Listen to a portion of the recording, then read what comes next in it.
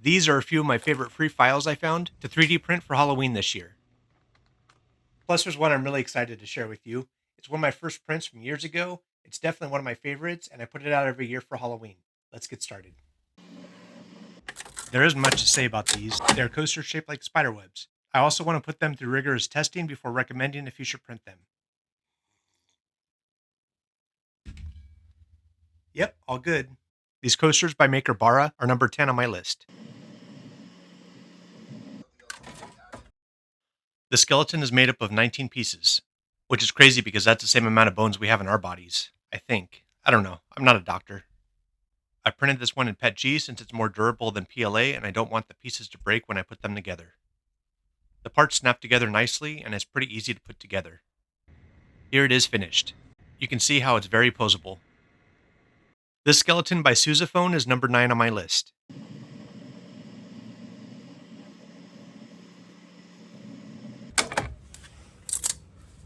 This was an easy print. There are just some supports on the hand that need to be removed. This also has some holes on the back so you can mount them on the wall. There are other files that are larger to choose as well. The files are made by Tread Engineer, and there are many other characters to choose from. This book Nook is number 8 on my list.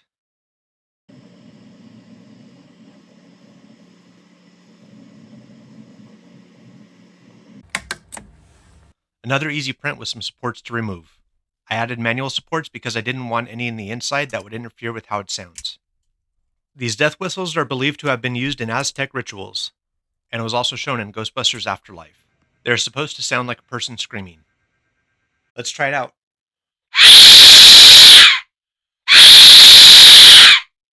Yeah, my dogs aren't going to like this. This death whistle was a remix by Travis and is number 7.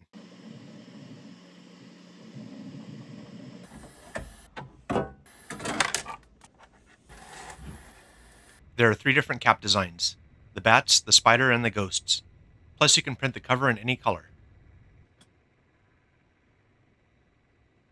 These light boxes by Black Gloves are number 6.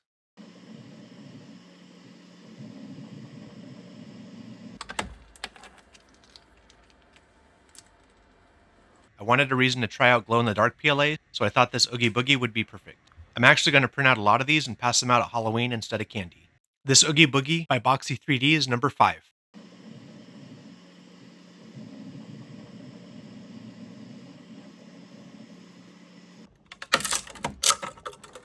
This is another one that has supports that need to be removed. I really like this candy bowl by Severo. Plus it gave me a reason to buy some chocolate. I can't say no to Reese's. If you want to fill it with unwrapped candy, I recommend using the food-safe resin to coat the inside.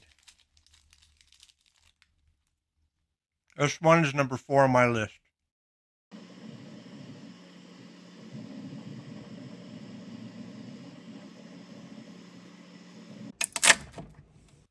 Some of the supports are more difficult to remove, so I got a 2-pack of wire cutters for $6 on Amazon to make it easier.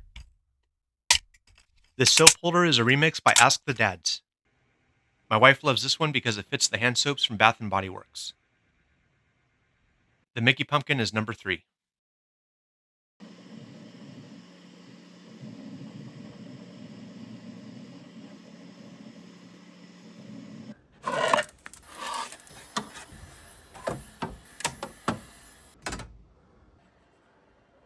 This one needs some assembly. First step is to glue the spiderweb and the bat to the frame. I will let it sit to dry while I work on some other things. But with the magic of editing, it's now ready for the next step. Now I glue the frame to the back. Then the ooze or blood if you print it in red. And this last piece that goes at the bottom. This one looks awesome when everything is put together. Plus it's another one that looks great with glow-in-the-dark PLA. I love how this one turned out, plus I appreciate how well done the design was made. There were not too many color changes in the print, plus everything fits together very well. And having the slots made to have the tombstones at different angles was a nice added touch. The countdown calendar is number 2. This last one is actually something I made years ago. It was one of my first prints. Definitely my first large print, and I put it out every year for Halloween. There's actually 2 files that are made by Surgiman 2001. They are the 2 busts that follow you as you walk by them in line at the Haunted Mansion. This is the part that always stuck out to me since I was a kid over any other part of the ride.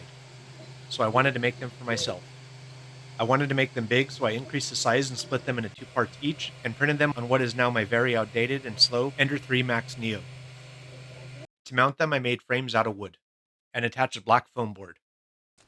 Then glued the parts together, then to the back of the foam board. And then I cut out a hole for each of them to show through. Here's one of the finished pieces. They work when they're backlit. Let me move this light right there. And you can kind of see it working here. But it looks a lot better outside in the dark, so I'll set them up and show you that. Here's how they look set up in my windows. You can see how they follow you as you move. This one is Uncle Lucius, and the other is Aunt Lucretia. So there's my #1 favorite 3D print for Halloween. Besides the Haunted Mansion busts, all the files I showed you in this video are free. The links to all these files are in the video description. Let me know if you plan on printing any of these out. And if you want to see more videos like this, please like and subscribe, and check this out next. Thank you for watching.